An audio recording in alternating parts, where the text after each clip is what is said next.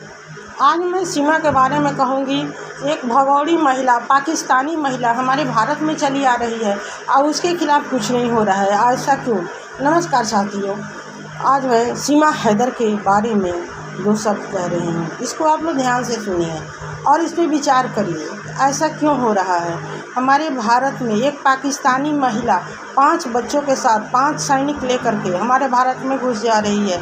इसके कारण दो हमारे भारत के सिपाही सजा भुगत रहे हैं और ये जो गलती की, जो क्राइम की, उसको इतना VIP ट्रीटमेंट दिया जा रहा है कि भारत में आकर के तांडव मचाई है।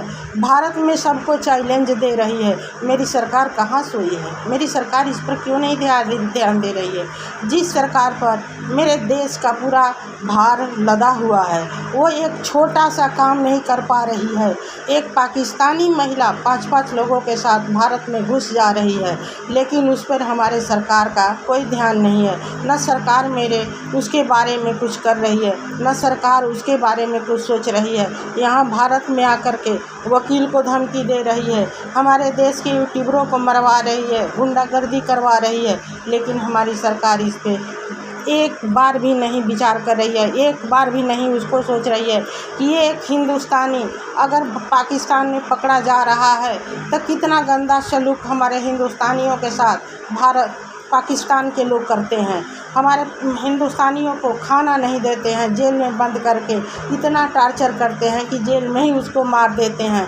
और एक पाकिस्तानी महिला आई है तो उसको कोई टार्चर कहाँ तक करेगा? उसका साथ पुलिस दे रही है, उसको भी पुलिस यहाँ तक चैलेंज दे रही है कि सीमा हैदर को एक मच्छर तक नहीं काटेगा। एक मच्छर के लिए भी उसको सुरक्षा हमारे हिंदुस्तान के पुलिस कर रही है, लेकिन हमारी सरकार नहीं देख रही है। क्यों?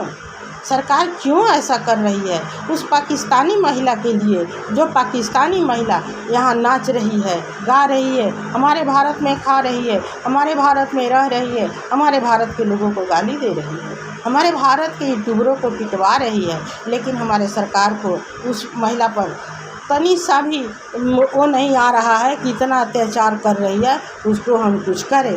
और नहीं तो उसको घर में रखी है, चारों ओर जहाँ मन करता है वहाँ वो जा रही है, वो घूम रही है। तो अगर इतना ही सुरक्षा उसको देना है तो हमारी सरकार उसको जेल में क्यों नहीं बंद कर रही है? क्यों बाहर खुला छोड़ी है?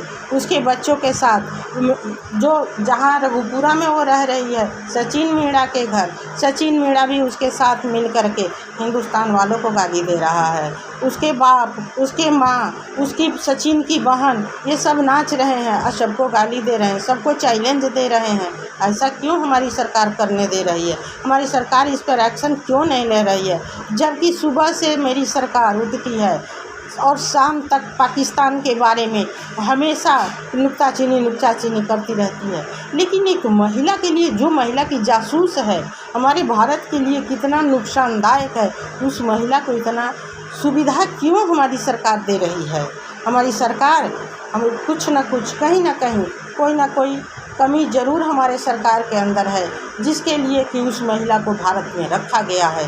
नहीं तो उस भारत की महिला को इतने लोग पाकिस्तान से आए, इतनी प्रेमी प्रेमिका पाकिस्तान से आए और उसको तुरंत जांच करके तुरंत पाकिस्तान वापस किया गया, और नहीं तो जो संदिग्ध पाया गया उसको जेल में डाला गया। लेकिन इस महिला पर हमारी सरकार कुछ नहीं कर रही है। आखिर मेरे सरकार को इस महिला से क्या बेनिफिट है?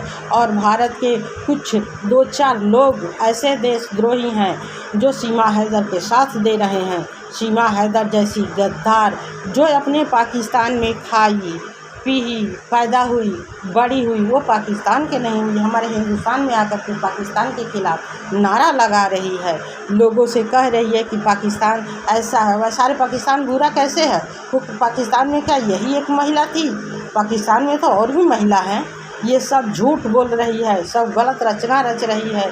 यहाँ ये बहुत षड्यंत्र करने आई है, बहुत बड़ा षड्यंत्र करेगी और उसके बाद ये फुर हो जाएगी।